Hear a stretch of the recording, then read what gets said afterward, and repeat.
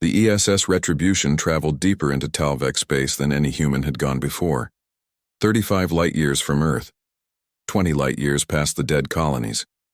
They were deep in enemy territory now, far beyond any hope of reinforcement or rescue. If something went wrong, they would die alone in the dark. Nobody spoke about it, everyone knew it. They came here anyway. Captain Taemin Park stood in the science lab with Dr. Haewon Lee. Between them, a holographic display showed a star. The Talvek home system star. Yellow-white, stable, life-giving. Dr. Lee manipulated the display, showing where the stellar torpedoes would need to strike. Here, and here, 3 insertion points in the corona. The chain reaction starts slow but accelerates. The star will go nova in 72 hours after activation. Park studied the display carefully. How many people live in this system? Dr. Lee's face remained neutral, but her hands trembled slightly. 3 billion, give or take. Their homeworld, 6 orbital stations, and 12 mining colonies. Park looked at her. Really looked at her. She had dark circles under her eyes. She hadn't slept well in months. Creating a weapon that could kill billions weighed on her. He understood.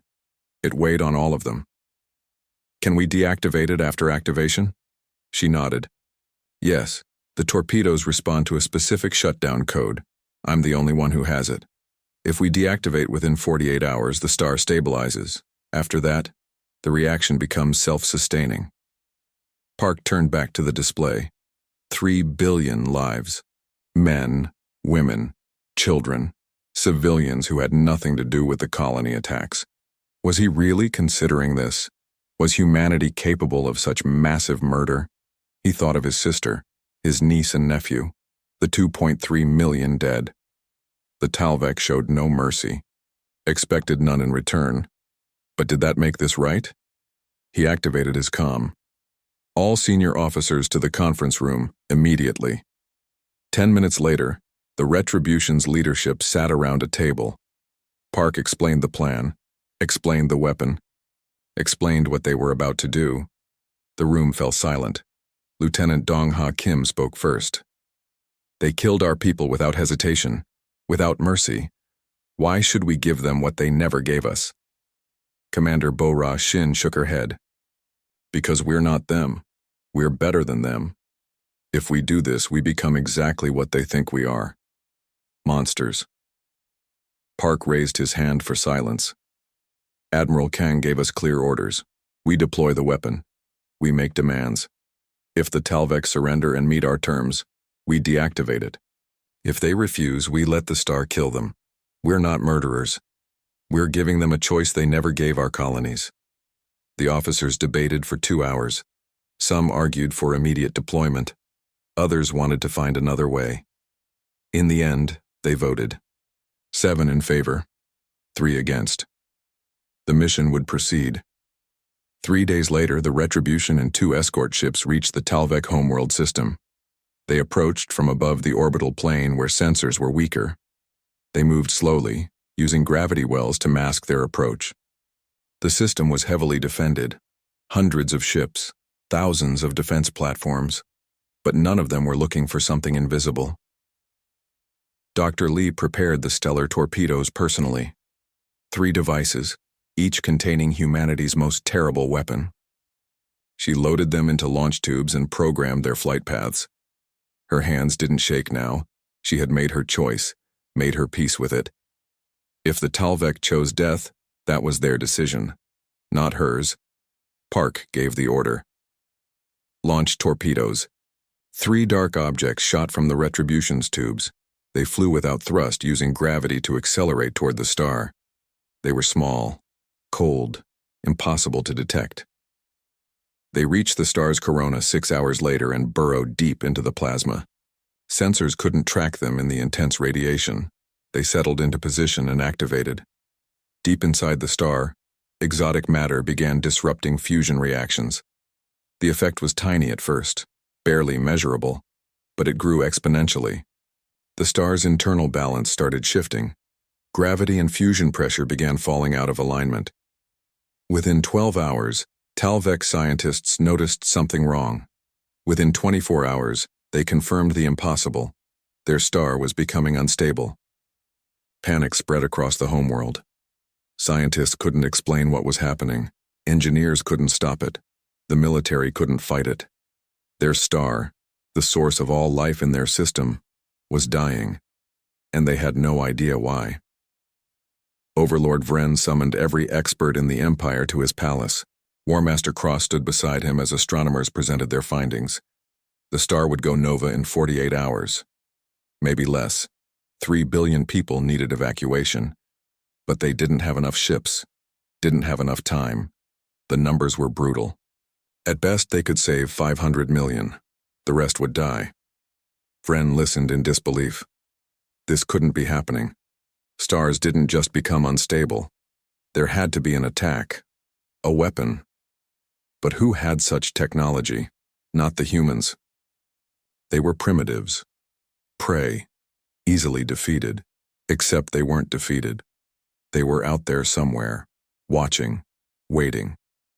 Admiral Jiwoo Kang's transmission reached the Talvek homeworld exactly 36 hours after the torpedoes activated. She appeared on every screen and display across the planet. Her face was calm, professional, cold, people of the Talvek Empire. My name is Admiral Jiwoo Kang of United Earth. Your star is dying because we made it die. We have the power to save it or let it destroy your civilization. The choice is yours. The transmission showed footage of the stellar torpedoes burrowing into the star, showed the human fleet waiting in the dark, showed Earth's military might that the Talvek never expected. You murdered 2.3 million human colonists without warning or mercy. You thought we would run or hide. You were wrong. Now you will make a choice, surrender completely or die completely. You have 24 hours. She outlined the terms. Total disarmament. Reparations to Earth. Exile from all former human territory. Public trial of war criminals. Complete submission to human authority. The terms were harsh, humiliating. But they came with one promise. If the Talvek agreed, Earth would save their star, their people, their civilization. The transmission ended. The Talvek homeworld erupted into chaos. Some demanded immediate acceptance. Others called for resistance. Overlord Vren stood in his palace and stared at nothing. He had ruled an empire for 20 years, had conquered species weaker than his own, had built monuments to his victories. And now humans, primitive humans, held his entire civilization hostage with a weapon he couldn't comprehend. War Master Cross approached carefully. My lord, we must accept their terms. We have no choice. Vren turned on him with fury. No choice? We are the Talvek Empire. We bow to no one, especially not to prey animals who got lucky with one weapon. Cross held his ground. My lord, they have our star. They have our lives. If we refuse, 3 billion people die. Everything we built dies. Accepting surrender is not weakness, it's survival. But Vren wasn't listening. His pride wouldn't allow surrender, couldn't accept defeat by species he considered inferior. He made his decision. Mobilize every warship we have. Every carrier, every destroyer. We attack Earth directly. If we're going to die, we'll take them with us. Cross stared at his overlord. My lord, that's suicide. Our people need evacuation, not— Get out, Vren screamed. Mobilize the fleet, or I'll find someone who will. Cross left the palace and returned to his command center. He gave the orders. 400 warships, every military vessel the Talvek Empire possessed, mobilized for one final assault. They would strike Earth, destroy humanity's homeworld, make the humans feel the same terror the Talvek felt now. It was insane, desperate, but Vren commanded and Cross obeyed. The massive fleet formed up and jumped to faster than light speed. Their destination was Earth. Their goal was genocide. Their chance of success was nearly zero, but pride demanded they try. Captain Park received the alert from his sensors. 400 ships jumping toward Earth. He activated the emergency channel to Admiral Kang. Admiral, they rejected the terms. The entire Talvek fleet is moving on Earth. We need to intercept. Kang's voice came back steady and calm. Already tracking them, Captain. They'll pass through the void belt in 18 hours. Position your fleet there. Stop them. All of them. Park looked at his tactical display. 6 stealth carriers versus 400 warships. The numbers were impossible. Insane. But humanity didn't fight with numbers. They fought with innovation, creativity, fury. Understood, Admiral. We'll stop them. He turned to his bridge crew. Set course for the void belt. All ships, battle speed, silent running. The 6 carriers moved into position. They spread out across the Talvek fleet's projected path. They went dark, weapons ready, crews at battle stations, waiting for the enemy to arrive. Lieutenant Kim prepared his squadron. This was it, the biggest battle any of them would ever fight. Maybe the last battle any of them would ever see. Park stood on his bridge and watched the countdown timer. 12 hours, 8 hours, 4 hours, 1 hour. Then his sensors detected the gravity wells of ships dropping out of FTL. 400 Talvek warships appeared in the void belt, right where Park knew they would be. War Master Cross stood on his flagship and surveyed his fleet. 400 ships, enough firepower to crack a planet. He felt no joy, no battle fever, just resignation. The Battle of the Void Belt began without warning. One moment the Talvek fleet moved forward in formation. The next moment, 3 ships exploded simultaneously. War Master Cross shouted orders, but his crew couldn't find the attackers. Sensors showed nothing. The space was empty except for his own ships, but something was killing them. Captain Taman Park watched from the ESS Retribution's bridge as his fleet struck from every direction. The 6 carriers had positioned themselves around the Talvek formation like predators circling prey. They launched fighters in complete silence. No engine signatures, no heat trails. Just small dark shapes moving through the black. Lieutenant Dong-Ha Kim led his squadron against the Talvek fleet's left flank. His targeting computer locked onto a destroyer. He fired kinetic rounds and the enemy ship's shields collapsed. The destroyer tried to turn, but Kim's wingman was already there, firing missiles into the exposed engine section. The ship broke apart. The Talvek fleet fired back, but they had nothing to aim at. They sent out energy pulses hoping to detect something. Anything. Their weapons fired in random directions hoping to hit invisible enemies. Instead, they hit each other. Friendly fire killed more Talvek ships than human weapons did in the first 10 minutes.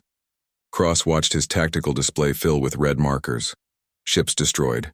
Ships damaged. Ships reporting casualties. The humans were everywhere and nowhere. His fleet was falling apart, and he couldn't stop it. Couldn't even see what was killing him. All ships, tight formation, stop firing randomly, conserve ammunition. But his orders came too late. Panic had spread through the fleet. Captains ignored commands and made desperate maneuvers. Ships collided. Formations broke. The disciplined war machine that left the homeworld had become a confused mob. Commander Bora Shin coordinated the attack from the Retribution's combat center. She tracked every Talvek ship, identified their command vessels, and directed human fighters to priority targets. The Talvek moved predictably. They followed standard military doctrine. Humans didn't. Humans adapted, improvised, struck where the enemy was weakest. Park ordered his carriers to move between attacks. They never stayed in one position. Never gave the Talvek a chance to coordinate a response. The carriers were ghosts, drifting through the battle like shadows. Their fighters launched, struck, and returned. Then the carriers moved again. 2 hours into the battle, the Talvek fleet had lost 80 ships. The humans had lost nothing. Cross couldn't believe it. This was impossible. No force this small could destroy a fleet this large. But it was happening. His sensors showed it. His dying crews confirmed it. The humans were winning. A Talvek cruiser got lucky. Its random sensor pulse bounced off one of the human carriers at close range. For just a moment, the carrier's outline appeared on their screens. The cruiser fired everything it had: missiles, energy beams, kinetic rounds. All of it converged on the human ship. The ESS Vengeance took the hit. Its stealth coating ablated under the assault. Its shields collapsed. The ship staggered. Park saw it on his display and cursed. The Vengeance was exposed now, visible. Every Talvek ship in range turned its weapons on the wounded carrier. Park made his decision instantly. All ships converge on the Vengeance, cover its retreat, fighter squadrons, engage everything targeting that carrier. The human fleet broke cover. All 6 carriers appeared on Talvek sensors at once. But instead of running, they moved toward the enemy. Fighters swarmed the Talvek ships, threatening the Vengeance. The other carriers fired their own weapons, massive railguns that tore through Talvek armor. The Vengeance limped away, badly damaged but alive. Cross saw his chance. The humans were visible now, committed to protecting their wounded ship. He ordered his fleet to concentrate fire. 200 surviving ships turned their weapons on the human carriers. If he could destroy even one, it would be worth it. The space between the fleets filled with weapons fire. Energy beams crisscrossed the dark. Missiles streaked in both directions. Kinetic rounds moved too fast to see. It looked like war was supposed to look. Direct, brutal, fair. Except it wasn't fair at all. The human carriers were still faster, still smarter. They moved in unpredictable patterns while their fighters harried the Talvek formation. Every Talvek shot had to lead the target. Every human shot hit exactly where it aimed. The technological gap was massive. The tactical gap even worse.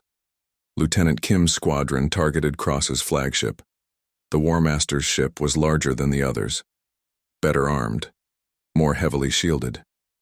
Kim studied it from 3 kilometers away and found the weak point. Every ship had one. The flagship's was a sensor array near the bridge.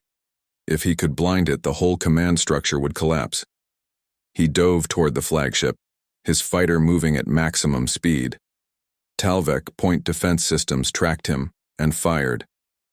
He jinked left, rolled right, cut engines, and drifted. The defensive fire missed. He locked onto the sensor array and fired. The array exploded. The flagship went blind. Cross felt his ship shudder. Alarms screamed. His bridge displays went dark. He was blind and deaf in the middle of a battle. His crew shouted reports, but he couldn't coordinate a response. The humans had cut his throat without killing him. He would die slowly, unable to command, unable to fight, unable to do anything but watch his fleet die around him. 4 hours into the battle, the Talvek fleet had lost 200 ships. The humans had lost 1 escort carrier, the ESS Vengeance, which had managed to jump to safety despite its damage. The math was brutal, unforgiving, complete. The Talvek Empire's entire military force was being systematically destroyed by 6 ships and a few hundred fighters. Park ordered a general pursuit. The surviving Talvek ships were trying to retreat now, running back toward their homeworld. But there was no safety there, only a dying star. The humans hunted them across the void belt, destroying stragglers, killing those too damaged to keep up. It was merciless, necessary. The Talvek had to learn that attacking Earth came with consequences. By the time the battle ended, only 50 Talvek ships remained. They jumped to FTL in panic, racing back to their doomed homeworld. Cross's flagship was among them, limping on backup systems. The War Master sat in his darkened bridge and stared at nothing. He had failed. Failed his overlord. Failed his empire. Failed himself. The human fleet didn't pursue. They had won. Decisively. Completely. Park stood on his bridge and watched the last Talvek ships disappear. His crew cheered, hugged each other, cried with relief. They had survived. Against impossible odds, they had won. Park activated the channel to Admiral Kang. Admiral, the Talvek fleet is destroyed. Enemy survivors are retreating to their homeworld. Estimate 50 ships remaining out of 400. We lost 1 carrier damaged. Ready for orders. Kang's voice carried satisfaction and exhaustion. Well done, Captain. Return to Talvek space. We need to finish this. 6 hours remained before the Talvek star went nova. The homeworld was chaos. Overlord Vren sat in his palace and received the news of the fleet's destruction. 400 ships. Gone. Destroyed by 6 human vessels. It was impossible. Unthinkable. But it was true. His communication officer approached nervously. "My lord, Earth is broadcasting again." Admiral Kang's face appeared on every screen across the planet. Her expression was hard, unforgiving. "Your fleet is destroyed. Your star is dying. You have 6 hours to accept our terms, or your civilization ends. Choose now." The Talvek people made the choice their leader couldn't. Millions filled the streets demanding surrender, demanding to live. The military command arrested Overlord Vren and locked him in his own palace. War Master Cross, limping, home on his damaged flagship, broadcast his acceptance of Earth's terms. "On behalf of the Talvek Empire, I accept complete surrender. We will disarm. We will pay reparations. We will submit to human authority. Please, save our star. Save our people." Admiral Kang received the transmission on Earth. She looked at the faces around her command center. Officers who lost families, civilians who lost homes, an entire species that nearly died. She gave the order. "Dr. Lee, transmit the shutdown codes." Dr. Hae-Wan Lee entered the sequence she had memorized. The codes traveled across space to the stellar torpedoes buried in the Talvek star. The devices received the signal and deactivated. Deep inside the star, the chain reaction stopped. The exotic matter dissolved. The fusion reactions stabilized. The star would live. And so would the 3 billion people who orbited it. The Talvek people watched their sun and waited. Astronomers confirmed the stabilization. The nova was stopped. They would live. Their relief was overwhelming. Their gratitude non-existent. They had been humiliated by a species they considered prey. But they were alive. That would have to be enough. The aftermath took months to resolve. War Master Cross became the new Talvek leader. Overlord Vren was executed by his own people for his pride and stupidity. The Talvek Empire dissolved, its territory divided, its weapons dismantled, its fleets scrapped for parts. Earth established military outposts throughout former Talvek space. The colonies were rebuilt. New Jeju, Busan Station, Daegu Prime. Humans returned to their homes and planted new gardens on scorched ground. Memorials were erected for the 2.3 million dead. Their names carved in stone, their sacrifice remembered. Captain Taemin Park was promoted to admiral and given command of the Frontier Defense Forces. The Talveen Empire had ruled the galaxy for 2,000 years. Their warships were the size of cities. Their soldiers were enhanced warriors who could tear through steel with bare hands. Their weapons could crack planets in half. 600 star systems bowed to their rule, and not one of them had put up a real fight. High Marshal Rek stood on the bridge of his flagship, watching the blue-green world spinning below. Earth, a primitive planet filled with a species that called themselves humans. They had only just figured out how to leave their own atmosphere 100 years ago. Their technology was laughable. Their weapons were simple. Their ships were tiny. This would be easy. "Send the message," Rek ordered. Envoy Celis stepped forward and activated the transmission. His voice echoed across every communication channel on Earth. "People of Earth, you have been chosen by the Talveen Empire. Surrender your world. Serve the Empire. You will be given work and purpose. Resist and you will be eliminated. You have one rotation of your planet to decide." Rek smiled. They always surrendered. Every species did once they saw the fleet. 300 warships hung in space above Earth like metal moons. The humans would see them and understand. Resistance was pointless, but the response came in less than an hour. "Go to hell." Vrek blinked. He turned to Celis. "What did they say?" They refused, High Marshal. Admiral Daeho Kim of Earth Defense Command sent the message himself. 2 words. "Go to hell." The bridge went silent. War Chief Morton, commander of the assault troops, laughed. It was a deep rumbling sound. "They have courage. I respect that. When we land, I will make their deaths quick." Vrek shook his head. "Check their fleet strength." A tactical officer worked the controls. 47 ships, High Marshal. Small vessels, mostly patrol craft and light cruisers. No capital ships, no carriers. They have some fighter craft, but nothing significant. 47 ships, Rek repeated. Against 300. Correct, High Marshal. They must be insane. Celis looked worried. Perhaps they do not understand what they face. Then we will teach them, Rek said. He turned to his officers. Prepare for combat. We engage in 2 days. Form standard conquest formation. This will be over before it begins. On Earth, Admiral Daeho Kim stood in the command center deep beneath Seoul. Screens covered every wall showing the Talvine fleet positions. 40 years old, gray touching his temples. He had spent his entire career preparing for this moment. Humanity had always wondered if they were alone in the universe. Now they had their answer. They think we're stupid, Captain Ji-won Park said. She stood beside him, arms crossed. 28 years old, best pilot in the fleet and absolutely fearless. They think we'll just roll over. Let them think that, Daeho replied. He zoomed in on the Talvine formation. Perfect lines, perfect spacing, everything organized and predictable. Commander Choi, what's your analysis? Commander Yuna Choi pulled up her data. 35 years old, sharp mind, sharper instincts. They've used the same formation in their last 30 conquests. Same approach every time. They rely on overwhelming force and intimidation. They expect surrender or panic. They've never faced an enemy that does neither. Good. Daeho turned to another screen. Dr. Lee, status on the defense grid? Dr. Hyunwoo Lee looked up from his console. 42 years old, 3 PhDs, and completely obsessed with shield technology. Planetary shields are online. Moon-based railguns are charged. Asteroid field traps are set. Everything is ready, Admiral. How long did we have to prepare? Ji-won asked. 6 months, Daeho said, since we detected their scout ships. They don't know we saw them coming. No, they think this is a surprise attack. Daeho smiled. It was not a kind smile. They're about to learn something about humanity.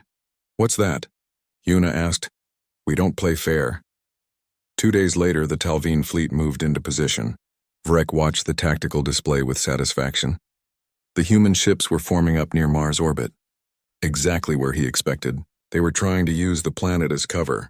Basic tactics, predictable. All ships report ready, High Marshal, an officer said. Begin the attack, Vrek ordered. The Talvine fleet surged forward. Massive engines pushed city-sized warships toward Mars. Their weapons powered up, energy crackling along their hulls. This would be glorious. The humans would scatter and run. They always did, but they didn't. Instead, every human ship opened fire at once. Missiles streaked across space. Railgun rounds hammered into Talvine shields. Laser batteries carved burning lines across armor. The attack was sudden, violent, and completely unexpected. What are they doing? Vrek demanded. They're attacking us? All ships report taking fire, the tactical officer shouted. Multiple impacts.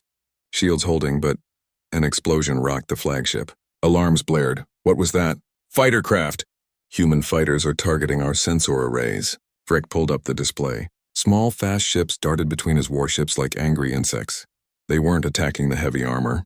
They were going for communication dishes, sensor clusters, targeting systems, precision strikes. Lock them down. Destroy those fighters.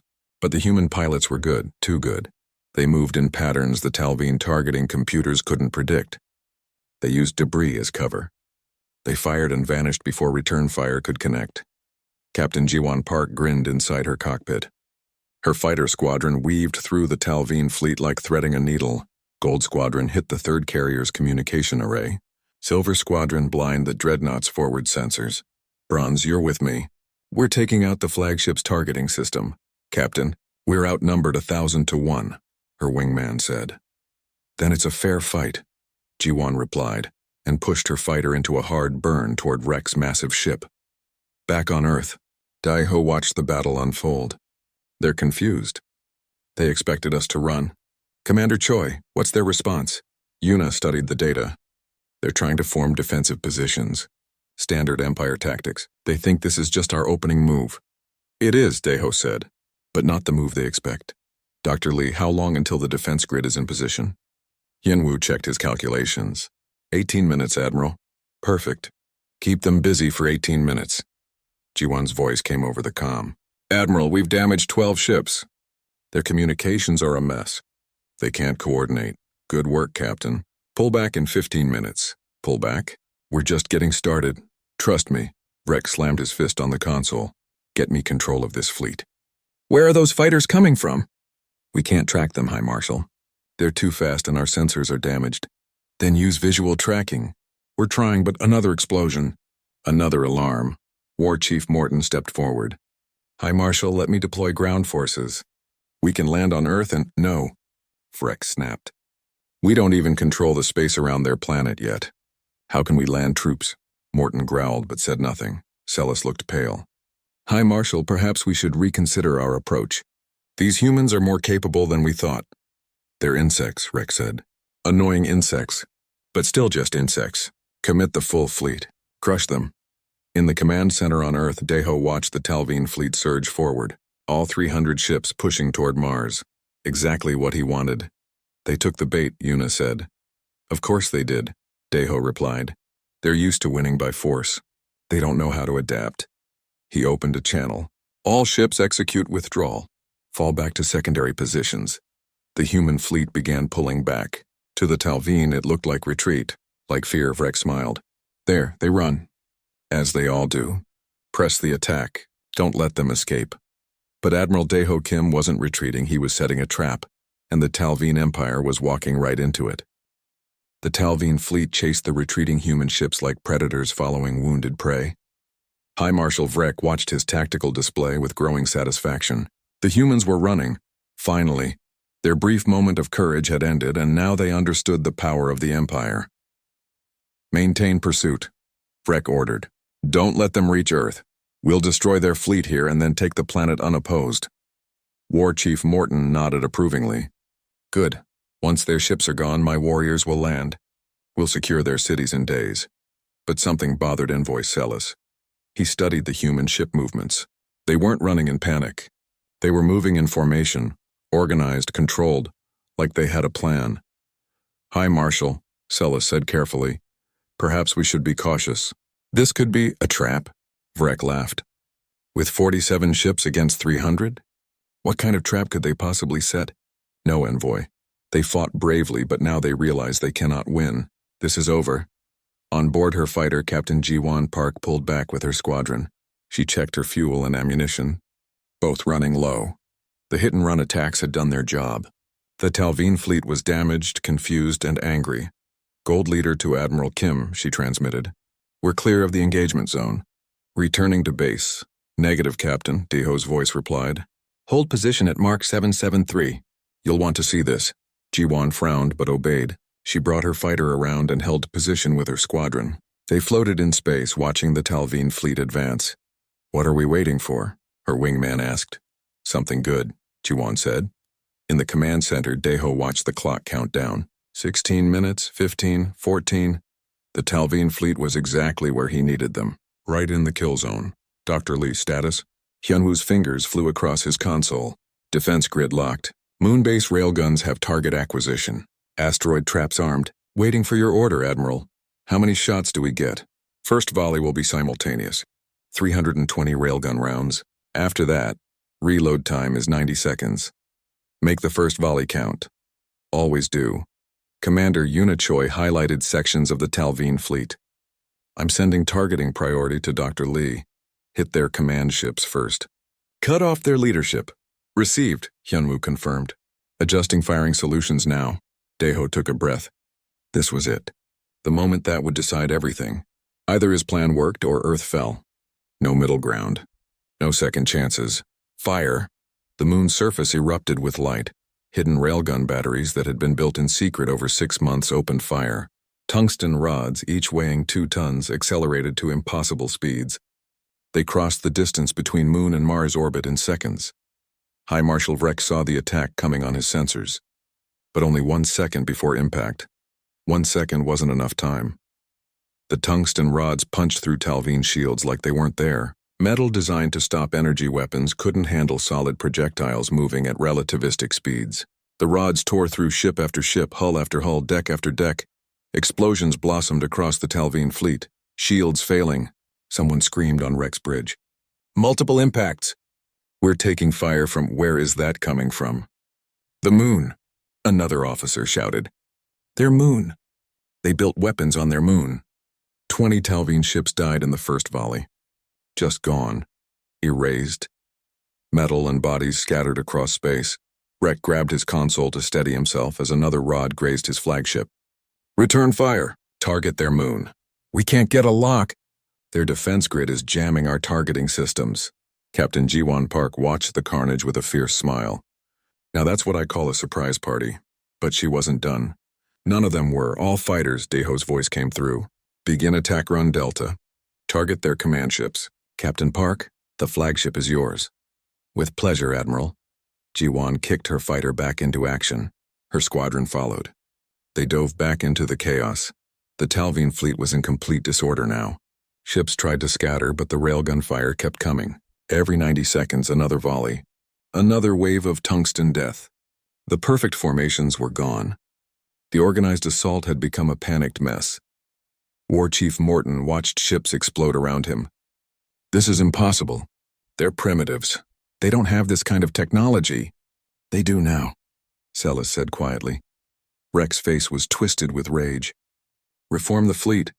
Get into defensive positions. But defensive positions meant nothing against weapons they couldn't stop. And while they tried to organize, the human fighters returned. Jiwon led her squadron straight at Rek's flagship. It was massive. Larger than anything Earth had ever built. But big meant slow. Slow meant predictable. Focus fire on the bridge shield generators, she ordered. Punch a hole. Her fighters opened up with everything they had. Missiles, lasers, kinetic rounds, all focused on one small section of the shield. The Talveen crew tried to compensate, but they were already dealing with railgun impacts and fleet coordination problems. The shield flickered. Then failed. Hole punched, Jiwon's wingman reported. Good. Now let's knock on their front door. She armed her heaviest missile and fired it directly at the flagship's bridge. The warhead streaked forward, crossed the gap where the shield had been, and struck home. The explosion wasn't big enough to destroy the bridge, but it was big enough to crack it. Atmosphere vented into space. Emergency bulkheads slammed down. Alarms shrieked, and High Marshal Rek was thrown from his feet. On Earth, Daeho allowed himself a small smile. That's 2 minutes of chaos on their command ship. Use it, all fleet units advance. Target their damaged vessels. Don't give them time to recover. The human ships that had been retreating suddenly turned around and charged back in. They weren't running anymore. They were attacking, and they went straight for the wounded Talveen ships. They're coming back, a Talveen officer screamed. All ships, defensive fire! But the Talveen weren't ready. They were used to enemies that surrendered or fled. Enemies that followed the rules of warfare. The humans didn't care about rules. They saw wounded ships and they attacked like sharks smelling blood. Human destroyers targeted Talveen ships that had lost shields. Missiles found their marks. Hulls broke apart. More explosions. More death. Vrek pulled himself back to his feet on the bridge. Blood ran down his face from a cut on his forehead. He wiped it away and stared at the tactical display. It was a nightmare. He'd started with 300 ships now. He had 247-53. Ships destroyed or disabled in less than 30 minutes. Impossible, he whispered. Morton grabbed his shoulder. High Marshal, we need to retreat, regroup. We can't fight like this. Retreat? Vrek turned on him. The Talveen Empire does not retreat. Then the Talveen Empire will lose this fleet. Morton shouted back. These humans are not like other species. They fight like demons. They use tactics we've never seen. They don't care about honor or proper warfare. They only care about winning. Celis stepped forward. War Chief Morton is correct, High Marshal. We have underestimated this species. We need to withdraw and report to High Command. Let them send a larger fleet, Rek wanted to argue. Wanted to order his fleet to keep fighting. But he looked at the display again. More ships were dying. The railgun fire continued. The human fighters were everywhere. And worst of all, the human fleet was advancing with confidence. They weren't afraid. They thought they could win. Pull back, Rek finally said. The words tasted like poison. All ships withdraw to rally point Theta. Maintain defensive formations. The Talveen fleet began to pull away, but the humans didn't let them leave easily. The fighters harassed them the entire way. Railgun fire continued until they were out of range. Human ships followed them, never quite catching up but never letting them forget they were being chased away.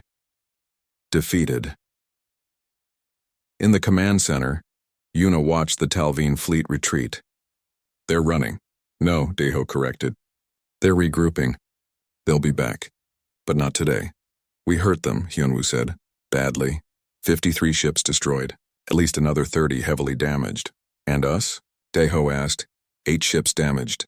None destroyed. 12 fighters lost. 12 pilots. 12 lives. Daeho felt the weight of each one. But he couldn't mourn yet. The battle wasn't over. Recall all units. Repair what we can. Rearm everything. They'll come back, and when they do, we need to be ready.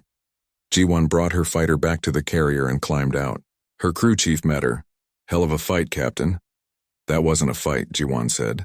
She looked up at the stars where the Talveen fleet was limping away. That was an introduction. The real fight comes next. On his damaged flagship, Rex stared at Earth through the cracked bridge viewport. The blue-green planet looked peaceful, beautiful, harmless. He knew better now. The humans had done something no species had done in 2,000 years. They'd hurt the Talveen Empire, made them bleed, made them retreat. And Rex realized with growing horror that this primitive species wasn't going to surrender. They were going to fight until someone won.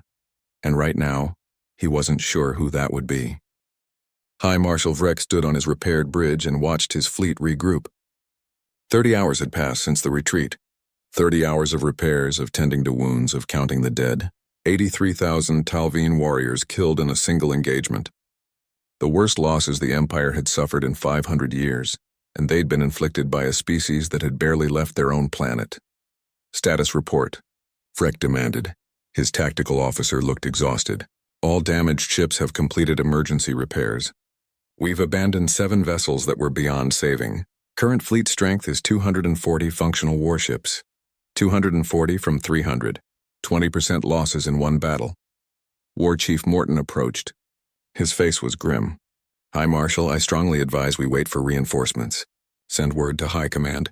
Request additional fleets and tell them what? Freck snapped. That we were beaten by primitives. That we ran from a species with 47 ships. The High Command would strip me of rank and title. They might execute me for cowardice. Better stripped of rank than dead, Morton replied. Envoy. Celis cleared his throat. Perhaps we could negotiate. Open communications with the humans. Offer them terms, Freck spun on him. The Talveen Empire does not negotiate with inferiors. We conquer or we destroy. There is no middle ground. Then what do you suggest? Silas asked quietly. Breck turned back to the viewport. Earth hung there in space, mocking him with its beauty. We attack again. But this time we don't underestimate them. This time we commit everything. We overwhelm them with pure force. No formations. No tactics. Just raw power. That's insane, Morton said. That's war. Freck looked at his officers. Prepare the fleet. We strike in 6 hours, and this time we don't stop until that planet is ours or we're all dead. On Earth, Admiral Daeho Kim studied reports in the command center. He hadn't slept since the battle. Neither had most of his staff. Commander Yuna Choi brought him coffee. You need rest, Admiral. I'll rest when this is over. He took the coffee gratefully. What's the status of the Talveen fleet? They've regrouped at their rally point. Repairing damage. We're monitoring their communications, but they've tightened their encryption. Smart. They're learning. Daeho pulled up tactical displays.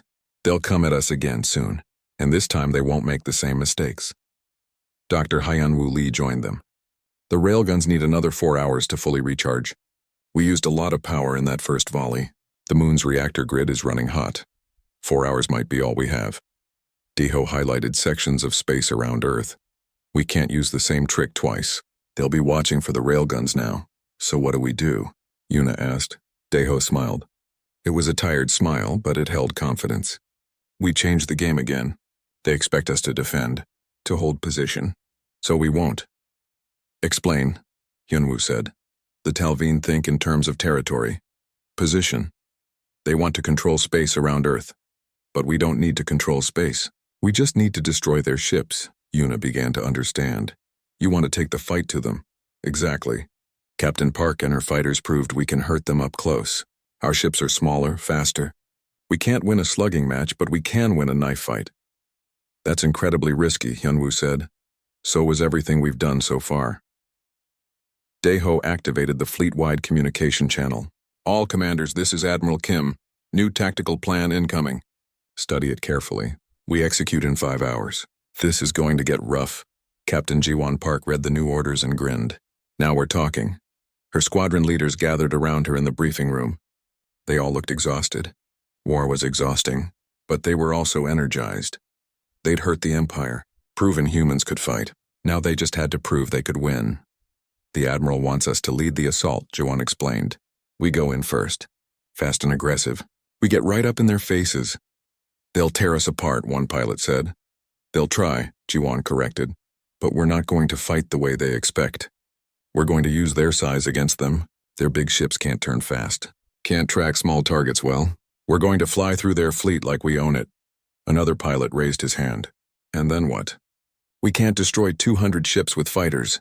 We don't have to. We just have to keep them busy, confused while the real attack happens. What's the real attack? Jiwon's grin widened. You'll see. Trust the Admiral.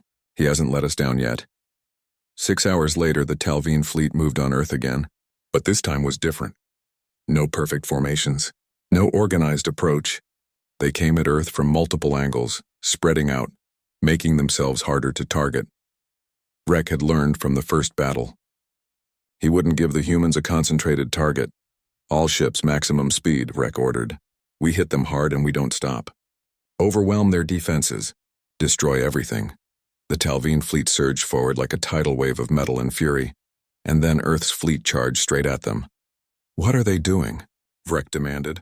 They're coming at us? That's suicide. But Admiral Deho wasn't committing suicide. He was using Earth's gravity well. The human ships accelerated toward the Talveen fleet, but at an angle. They whipped around Earth's gravity, using it like a slingshot. The maneuver gave them incredible speed. More speed than their engines alone could provide, and they used that speed to punch straight through the Talveen lines. They're using gravitational acceleration, a Talveen officer shouted. They're moving too fast. We can't track them. The human ships screamed through the Talveen fleet at speeds the Empire's targeting systems weren't designed to handle. They fired as they passed, missiles, railgun rounds, laser batteries, everything. Then they were gone, looping around for another pass. Return fire, Frek ordered, but the Talveen ships couldn't lock on. By the time they aimed, the human ships were somewhere else. And while they tried to track the speeding warships, the fighters arrived. Captain Jiwon Park led 300 fighters straight into the chaos. They didn't attack from a distance.